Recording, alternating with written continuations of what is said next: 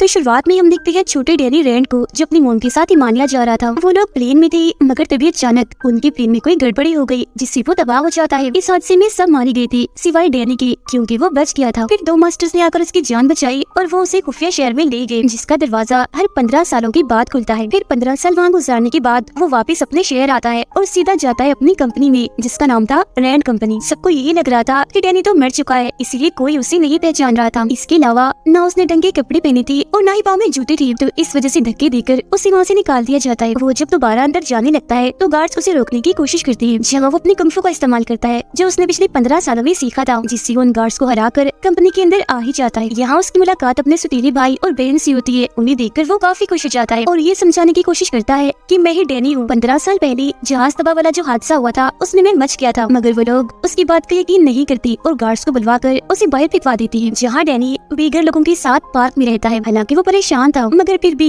वो उदास नहीं होता, बल्कि अपने मोबाइल में गाने सुन रहा होता है। फिर अगले दिन वो अपने कुंफू की प्रैक्टिस कर रहा था, मगर तभी एक लड़की उसे भिखारी समझकर भीख दे देती है। मगर जब डैनी उसे देखता है तो वो उसे काफी पसंद आती है, इसीलिए वो उससे बात करना चाहता है। उस लड़की का नाम कॉलिन था, जो एक चाइनीज लड़की थी और मार्शल आर्ट क्लास की पर्ची हर जगह पर लगा रही थी। डैनी फिर उससे बात करता है और जॉब मांगते हुए कहता है कि मैं मार्शल आर्ट और कुंफू में काफी माहिर हूँ, तो मुझे रख लो, मैं काफी अच्छे से सबको सिखाऊंगा और ट्रेन करूंगा, जिससे तुम्हारा बिजनेस में डबल हो जाएगा। जिस पर वो मना कर देती है, कहती है ये मेरा बिजनेस है, ना कि तुम्हारा, तो तुम इस बारे में मत सोचो। इसके बाद उसका सुतीला भाई एक खुफिया जगह पर जाता है, जहाँ उसके डैड होते हैं, और ये बात काफी अजीब थी, क्योंकि उसके डैड तो कुछ सालों पहले कैंसर की वजह से मर गए थे। मगर सच तो ये है कि वो मरी नहीं थी, बल्कि किसी वजह से वो बच गई थी और पीछे से अपनी कंपनी को चला रही थी, मतलब किसी की भी नजर में आए बगैर। जो बात उसे यानी इसकी बेटी को बिल्कुल भी पसंद नहीं है। वो यहाँ अपने डैड को अपने सुतीले भाई डैनी के बारे में बताता है। फिर डैनी अपनी सुतीली बहन से मिलने जाता है, जहाँ वो उसकी चाय में कुछ मिला देती है, जिससे वो बेहोश हो जाता है। और फिर अगले सीन में उसकी आँख एक मेंटल हॉस्पिटल में खुलती है, जहाँ डॉक्टर उससे हिमालय के बारे में पूछते हैं। यानी जब वो अपनी माँ के साथ जा रहा था, तो वो उन्हें हिमालय की तो नहीं, बल्कि उस खुफिया शहर और कुंफू के बारे में बताता है, जो सुन डॉक्टर उसे पागल समझते हैं। अब डैनी को फोन करने की इजाजत दे दी जाती है, और क्योंकि उसके पास सिर्फ उस चाइनीज लड़की इन्हीं कॉलिन का ही नंबर था, तो वो उसी को ही फोन करता है और मदद मांगता है, मगर वो उसकी मदद करने उसे छुड़वाने से साफ साफ मना कर देती है। फिर डैनी का सुतीला भाई कॉलिन के पास जाकर उसे पेपर पर साइन करने का कहता है, जिसमें लिखा था कि डैनी ने मुझे धमकी दी है मारने की, जिसके बदले मैं तुम्हें मार्शल आर्ट स्कूल के लिए बहुत सारे पैसे दूंगा, जिसके लिए वो साफ साफ मना कर देती है। अब इस सारी सूरत हाल पर उसे शक होता है, इसीलिए वो डैनी से मिलने जाती है। अब डैनी की सुतीली बहन को भी इस बात पर शक था कि ये असल डैनी है, इसीलिए वो उसे बहुत सारे बंडिस बेचती है, जो बचपन में हम खाया करती थी। डैनी उन बंडिस में से ब्राउन रंग के सारे बंडिस निकाल देता है, जो उसकी बचपन की आदत थी, जो देखकर उसकी बहन को पता चल जाता है कि ये असली डैनी रैंड है। उधर डॉक्टर्स को भी लग रहा था कि ये असल डैनी है, मगर वो तो अभी भी बार बार उन मास्टर्स और खुफिया शहर की बातें कह रहा था, तो डॉक्टर्स को मशकूक लगता है, इसीलिए वो उसे यहाँ से जाने नहीं देती। ये सारी चीजें डैनी के सुतीले डैड भी कैमरास के जरिए देख रहे थे। उसे डैनी अपनी कंपनी के लिए खतरा लग रहा था, तो वो उसे उठवाने के लिए अपने कुछ गुंडे भेजती है, मगर वो उनसे काफी लड़ता है और अपने कुंफू स्टाइल में उन्हें काफी मारकर हरा देता है। जिसके बाद वो अपनी आयरन फिस्ट वाले स्टाइल से मुक्का मारकर हॉस्पिटल का दरवाजा तोड़ देता है और वहाँ से भाग जाता है। जिसके बाद वो सीधा जाता है कॉलिन के स्कूल, उससे भी वो कराटे में हरा देता है, वो भी बड़ी आसानी से, जिस बात से कॉलिन काफी खुश हो जाती है और उसे कुछ कपड़े और यहाँ रहने की इजाजत दे देती है। जिसके बाद वो अपनी सुतीली बहन से मिलने जाता है, जहाँ वो उसे 100 मिलियन की ऑफर देती है। साथ ही ये भी कहती है, मगर तुम्हें अपना नाम बदल कर रहना होगा, ताकि तुम कंपनी के लिए कोई मुसीबत कोई खतरा न बन सको। मगर डैनी को ये बात बिल्कुल भी पसंद नहीं आती। अब वो एक लॉयर यानी एक वकील से मिलता है, और क्योंकि वो भी पहले रैंड कंपनी में काम करती रही, तो डैनी उसे जानता है। वो उसे कुछ ऐसे सवाल पूछती है जो सिर्फ डैनी को ही पता थे, और जब वो उन सवालों के ठीक जवाब देता है, तो उसे ये बात कंफर्म हो जाती है कि यही असली डैनी है। अब ये लॉयर डैनी की मदद करने वाली थी, ताकि कंपनी वापस डैनी को मिल जाए, और ये बात भी सबके सामने वो ले आए कि ये असली डैनी रैंड है। लेकिन उसका सुतीला भाई अपने गुंडे भेजकर वो सारे क्लोज सबूत मिटा देता है, जिससे ये बात साबित होती है कि ये असली डैनी है। मगर डैनी को यहाँ मदद मिल जाती है अपनी सुतीली बहन की तरफ से। उसकी बहन ने उसके लिए एक चीज बनाई थी, जिस पर डैनी की उंगलियों के निशान थे, जो अब वाले डैनी से मैच हो जाते हैं, और आखिरकार ये बात साबित हो ही जाती है कि यही असली डैनी है। जिसके बाद उसे कंपनी का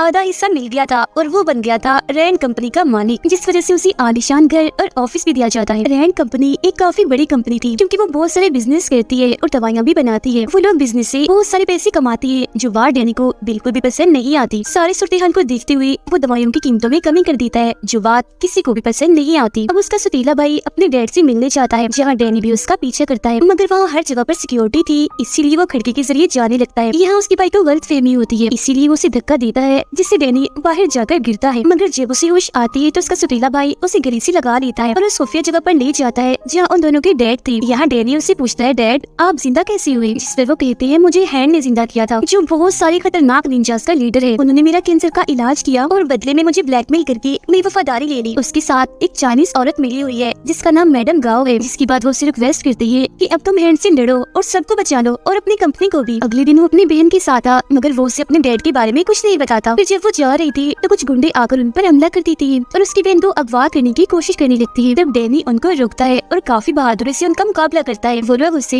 एक कुल्हाड़ी जैसे हथियार से लड़ रही थी, मगर वो फिर भी डैनी के सामने टिक नहीं पाते। एक एक करके वो उन्हें ठिकाने लगाता रहता है, जिससे वो अपनी बहन को अगवा होने से बचा लेता है। अब ये दोनों बहन भाई जाते हैं कॉलिन के पास उस मैडम गाँव का पता लगवाने, क्योंकि वो भी चाइनीज थी तो हो सकता है कि कॉलिन उन्हें जानती हो, यानी जिसके बारे में उनके डैड ने बताया था। अब उनकी ये बात सच भी हो जाती है, क्योंकि कॉलिन उन्हें एक चाइनीज होटल के बारे में बताती है जिसके लीडर से डैनी बात करने जाता है। जब वो बताता है कि रैंड कंपनी के साथ हमारी एक डील हुई थी, मगर तुम्हारी बहन ने डील हमसे तोड़कर किसी और से कर ली, मतलब कि हमारे साथ धोखा किया। मगर जब डैनी उन्हें हैंड के बारे में बताता है तो उन लोगों का मुंह बंद हो जाता है और फिर वो लोग वहाँ से चले जाते हैं। मगर बाद में वो लोग डैनी को एक पार्सल भेजते हैं जिसमें हैंड का ही बनाया हुआ एक ड्रग, एक नशा था, साथ ही एक लोगो, एक निशान भी था जो आयरन फिस्ट के ड्रैगन का था, जो डैनी के सीने पर भी बना हुआ था। फर्क सिर्फ इतना था कि उसमें पंख नहीं थे। इसके बाद हम देखते हैं कि मैडम गाओ इन्हें जो हैंड के साथ मिली हुई है इस ड्रग नशे के काम में, वो अपने बिजनेस को इतना ऊपर ले गई है कि अब किसी को भी ड्रग लेने के लिए पाउडर या इंजेक्शन का इस्तेमाल नहीं करना पड़ेगा, बस स्टिकर लगाओ और नशा ले लो। इसके बाद डैनी अपने भाई के पास जाकर उसे भी ये ड्रग नशे वाली बात बताता है, जो सुनकर उसका भाई कहता है ऐसा करते हैं मैं कंपनी संभालता हूँ और तुम ये हैंड वाला, निंजा वाला, इन्हें ड्रग्स वाला मसला सुलझाओ। डैनी अब कॉलिन से मिलने जाता है, जहाँ उसकी मुलाकात एक लड़की से होती है जो एक नर्स थी। इस वक्त वो कॉलिन से कराटे सीखने आई थी। डैनी उन दोनों को रात के खाने पर बुलाता है और उन्हें अपने साथ शामिल होने की ऑफर करता है, जिस पर वो दोनों मान भी जाती है और अब ये लोग मिलकर उस ड्रग की तलाश में निकल जाते हैं। वो लोग ड्रग्स हर जगह ढूंढते हैं जो उन्हें नहीं मिलते, मगर एक खुफिया जगह पर डैनी को एक केमिस्ट मिल जाता है और ये वही है जो ड्रग्स वाले स्टिकर बनाता है। डैनी उसकी गार्ड से लड़ता है, जिस दौरान गलती से चाकू उस केमिस्ट को ही लग जाता है, जिसके बाद ये उस केमिस्ट को कॉलिन के स्कूल लाते हैं और क्योंकि उनके साथ वो नर्स थी तो वो उसकी मरहम पट्टी करके उसे बचाने की कोशिश करती है। केमिस्ट बताता है कि मैं ये ड्रग वाले स्टिकर इसलिए बनाता हूँ क्योंकि मैडम गाँव के पास मेरी बेटी है जिसे उन्होंने हॉस्टेज यानी बंदी बनाया हुआ है। अब डैनी मैडम गाँव से मिलने जाता है, यानी वही चाइनीज औरत। ये दोनों पानी में हाथ डालकर वादा करती है कि हम दोनों लड़ाई करेंगे और जो भी हार गया वो चुपचाप हार मानकर ये शहर छोड़कर चला जाएगा। अब कुंफू की दुनिया में पानी में हाथ डालने वाला ये पक्का वादा होता है जिसे कोई भी नहीं तोड़ सकता। लड़ाई के पहले मैच में दो निंजास डैनी से लड़ने आते हैं। डैनी बड़ी तेज स्पीड से उनसे लड़ता है और अपने कुंफू का इस्तेमाल करके उन्हें हरा देता है। दूसरा मैच होता है एक लड़की के साथ जो उसे अपने जाल में फंसा कर जहर देने की कोशिश करती है, मगर डैनी उसकी चाल समझ गया था, इसीलिए टांग मार कर वो उसे भी ढेर कर देता है, मतलब हरा देता है। अब तीसरा मैच एक रॉड वाले आदमी के साथ होता है जो काफी बहादुर था। वो रॉड की मदद से जैसे उस पर हमला करता है तो डैनी अपनी आयरन फिस्ट वाले स्टाइल में मुक्का मार कर उसके रॉड को तोड़ देता है। उसके हाथ में पीले रंग की रोशनी थी जो उसकी आयरन फिस्ट की पहचान थी। वो उसे फिर जैसे हराने वाला होता है तो मैडम गाओ उस हॉस्टेज लड़की को सामने ले आती है। वो कहती है अगर तुम ना हारे और तुमने मेरे बंदे को हरा दिया तो मैं केमिस्ट की बेटी यानी इस हॉस्टेज लड़की को मार दूंगी। तब ना चाहते हुए भी डैनी को हारना ही पड़ता है सिर्फ उस लड़की के लिए, जिसका मतलब ये था कि उस गाँव ने अपना वादा तोड़ दिया था और पक्कीवादी वाली सारी बात बकवास है। अब डैनी को गाँव पर इतना गुस्सा आता है कि उस पर हमला करने के लिए जाता है, मगर गाँव कोई आम औरत नहीं थी, उसके पास भी शक्तियाँ थी जिनका इस्तेमाल करके वो डैनी को दूर फेंक के मारती है। अब तो अनजान लोग डैनी के डैड के पास आते हैं और उसकी उंगली काटने की कोशिश करते हैं, क्योंकि वो उसे इस बात की सजा देना चाह रही थी कि तुमने हैंड के बारे में डैनी को बता दिया। मगर उसकी डैड यहाँ मुकर जाती है, कहती है मैं तो डैनी नाम की किसी इंसान को जानता तक नहीं और तुम उसे मेरा बेटा बना रहे हो। तभी इधर डैनी भी आ जाता है, जिसे देखकर उसकी डैड फौरन उन गुंडों पर हमला कर देती है। डैनी भी इनसे लड़ता है और उन्हें मारकर अपने भाई को इनकी लाशों को ठिकाने लगाने का काम देता है। अब अगले दिन डैनी ने अपने सीनियर्स को एक खत देना था जो बहुत जरूरी था, मगर वो खत की बजाय उन्हें अपना लेक्चर देता है जिसमें वो उन्हें उस खुफिया जगह जहाँ उसने बचपन गुजारा और मास्टर्स के बारे में बताता है। तब इस बात से गुस्सा होकर सीनियर्स उन तीनों बहन भाइयों को ही कंपनी से हटा देती है। इस बात से डैनी की बहन को काफी बुरा लगता है और वो कंपनी के लिए लड़ना चाहती थी, जबकि उसका भाई तो छुट्टियों पर जाने का प्लान कर रहा था। लेकिन जब वो अपना बैंक अकाउंट देखता है तो वो जीरो था, क्योंकि उसके डैड ने उसके सारे पैसे ले लिए थे ताकि वो यहाँ से कहीं न भाग सके। उसे इस बात से काफी गुस्सा आ गया था, इसीलिए अपने डैड पर चाकू से हमला कर देता है और उन्हें उसी गटर में फेंक देता है जहाँ डैनी के कहने पर गुंडों को फेंका था। अब डैनी को अपने डैड पर ही शक होने लगा था, इसीलिए वो उनके बारे में छानबीन करता है, जिससे उसे पता चलता है कि उसके डैड की चाइना में एक कंपनी है जो भी हैंड चला रहा है। जिसके बाद वो प्लेन के जरिए चाइना पहुंचकर सीधा उस कंपनी में आ जाती है। यहाँ पर मैडम गाओ भी थी। अब कॉलिन एक औरत के साथ बड़ी जबरदस्त तलवारबाजी कर रही थी, जिसके अंदर बार बार कॉलिन ने उसे हरा रही थी। डैनी भी एक आदमी से लड़ता है और उसे काफी मारता है, फिर वो उन्हीं की तलवारों को उनमें ही घुसाकर मार देता है। उन सबकी लाशों को देखकर डैनी समझ जाता है कि मेरी मॉम की मौत की जिम्मेदार गाओ ही है, इसीलिए पायलट को ड्रग दिया था जिससे प्लेन उसे संभला नहीं और वो तबाह हो गया। ये जानकर तो डैनी को इतना गुस्सा आ गया था कि वो अपने आयरन फिस्ट वाली अंदाज में जोर से दरवाजे पर मुक्का मारता है। वो सीधा जाता जाता है मैडम गाँव के पास और अभी उसे हॉस्टेज बना लेता है, मतलब कि उसे पकड़ लेता है। अब 3 दिन के बाद गटर में हलचल होती है, जहाँ से जिंदा होकर डैनी और उसके सौतेली बहन भाई की डेड बाहर आती है, जो काफी अजीब लग रहा था कि पता नहीं जब से हैंड ने उन्हें ठीक किया वो तो जैसी अमर बन गई, मर ही नहीं रही थी। वो बाहर आकर सीधा जाते हैं अपने बेटे यानी डैनी के भाई के पास और उसे कहते हैं मैंने तुम्हें माफ कर दिया, अब तुम भी मुझे माफ करके सुलह कर लो। मगर वो नहीं मानता, यानी वो अपने डैड से सुलह नहीं करता। तब उसी मजा चखाने के लिए उसके डैड उसकी गाड़ी में ड्रग्स रख देते हैं, जिससे पुलिस उसे पकड़ लेती है। वो ड्रग्स लेता रहता था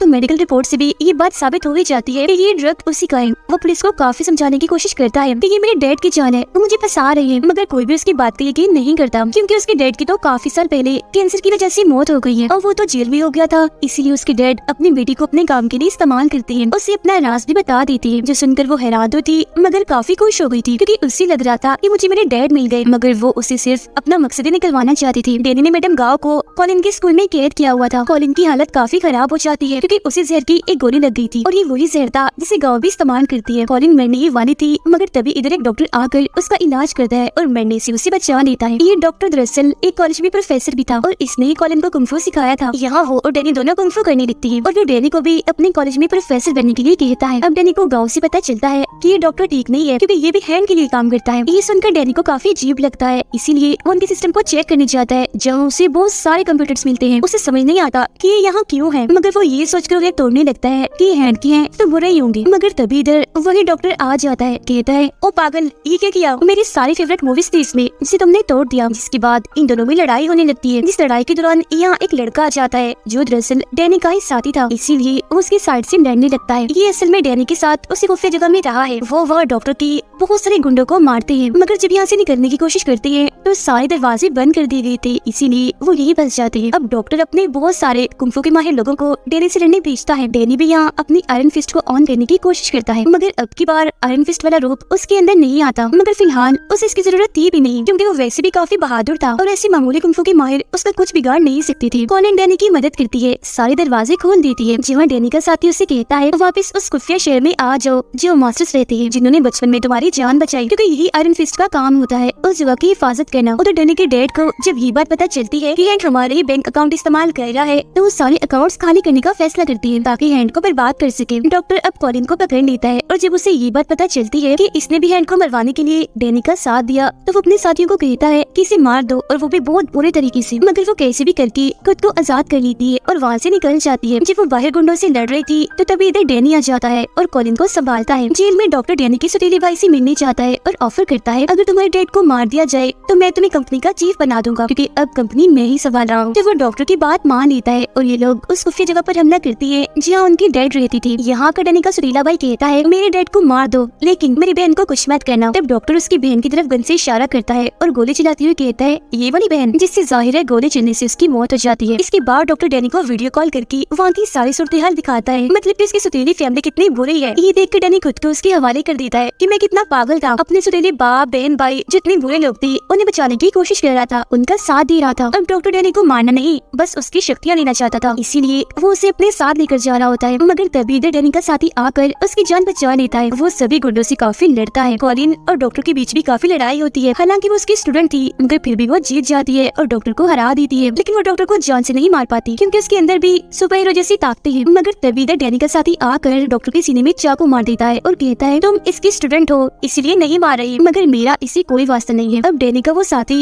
वापस उसे उसके साथ चलने का कहता है, मगर वो जाने से मना कर देता है। इसीलिए दोनों के बीच थोड़ी बहुत लड़ाई होती है, मगर फिर बाद में उनके बीच ये फैसला होता है कि हम यही इसी शहर में ही रहेंगे। मगर जैसे ही वो पीछे आते हैं तो देखती है कि डॉक्टर की लाश वहाँ नहीं है, वो गायब हो गई है। अगले सीन में कॉलिन और डैनी साथ में ही थे। तभी उसके पास उसके सौतेले भाई का मैसेज आता है जो कहता है जल्दी करो यहाँ से निकलो। अब इससे पहले वो कुछ समझ पाता तभी कुछ कमांडो आकर इन पर हमला कर देते हैं, मगर यहाँ दोनों ही अपनी कुंफू की महारत का इस्तेमाल करके सभी को काफी मारते हैं और आखिरकार बच जाते हैं। अब यहाँ पता चलता है कि हैंड और कोई नहीं बल्कि डॉक्टर था, मगर क्योंकि वो तो मर गया था इसलिए कंपनी संभालने वाला कोई नहीं था। लेकिन फिर सबको हैरान करते हुए यहाँ वापिस ही डैनी का सौतेला बाप आ जाता है। जी हाँ बिल्कुल, वो मरा नहीं था बल्कि हमेशा की तरह दोबारा से जिंदा हो गया था और सारे उल्टे कामों के पीछे उसका ही हाथ था और वो खुद भी हैंड के साथ मिला हुआ था। सारी सच्चाई जानने के बाद डैनी अपने सौतेले डैड जो असली विलन था उसे लड़ने जाता है, मगर वो भी चुप बैठने वाला कहाँ था। उसने भी सारी तैयारी की हुई थी डैनी को रास्ते से हटाने की, मगर इसके बावजूद भी डैनी ऑफिस की खिड़की तोड़कर अंदर आ ही जाता है, वो भी अपने आयरन फिस्ट वाले रूप में और बिल्कुल वैसी अंदाज में। पीछे से कॉलिन डैनी के सौतेले भाई को मारने जाती है, मगर वो बच बच जाता है क्योंकि ठीक वक्त पर वो पीछे मुड़ गया था। अब यहाँ डैनी अपनी फुल ताकत का इस्तेमाल करके जोर से अपना आयरन फिस्ट वाला मुक्का जमीन पर मारता है, जिससे सारे लोग और टूटे हुए शीशे के टुकड़े हवा में उड़ने लगते हैं। उधर डैनी के भाई को भी अपने डैड के खिलाफ सबूत मिल गए थे। उनका सुरीला बाप जब वहाँ से भागने की कोशिश करता है तो डैनी उसका पीछे करता है, जहाँ दोनों एक दूसरे से पाइप के जरिए लड़ते हैं, जिसके बाद डैनी उसे एक तीसरी पाइप में घुसा देता है, मतलब पाइप उसकी आर पार कर देता है। वो जान से नहीं मरता क्योंकि उसके अंदर भी सुपर हीरो वाली शक्तियाँ थी। जिसके बाद डैनी यहाँ से जाने लगता है, लेकिन क्योंकि उनका बाप विलन है तो वो पीछे से डैनी पर गोली चलाता है, मगर वो अपना आयरन फिस्ट वाला हाथ आगे करके गोली रोक देता है। इसी बीच उसका भाई आकर अपने डैड को गोली से शॉट कर देता है, जिससे वो नीचे जाके गिरता है और वो दोबारा से जिंदा ना हो जाए इसलिए लोग उसे जला देते हैं। जिसके बाद सब कुछ ठीक हो जाता है। डैनी के सुतीले भाई को कंपनी वापस मिल गई थी और अपने जालिम धोखेबाज बाप से उसकी जान छूट गई थी। डैनी की सुतीली बहन को हम देखते हैं जो मरी नहीं थी बल्कि उस गोली से जिंदा बच गई थी और अब वो डैनी के साथी के साथ थी। उनके पास ही डॉग भी बैठी थी जो उनकी बातें सुन रही थी। अब हम डैनी को देखते हैं जो कॉलिन के साथ मास्टर की उसी खुफिया जगह पर जाता है ये चेक करने के लिए ये सब ठीक है ना, मगर वहाँ उसे अपने बहुत सारे मास्टर्स की लाशें मिलती है जो देख उसे बहुत बुरा लगता है और बस इधर ही सीजन 1 खत्म हो जाता है।